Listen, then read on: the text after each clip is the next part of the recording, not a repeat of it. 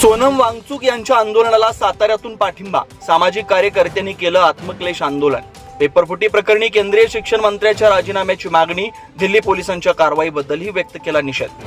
देशातील विविध स्पर्धा व प्रवेश परीक्षांमधील कथित पेपरफुटी प्रकरणामुळे विद्यार्थ्यांच्या भविष्याशी होत असलेल्या खेळाच्या निषेधार्थ आणि सामाजिक कार्यकर्ते सोनम वांगचुक यांच्या आंदोलनाला पाठिंबा दर्शवण्यासाठी सातारा जिल्ह्यातील सामाजिक कार्यकर्त्यांनी शनिवारी भूविका चौकातील हुतात्मा स्मारकासमोर आत्मक्लेश आंदोलन करून सोनम वांगचुक यांच्या आंदोलनाला पाठिंबा दर्शवला.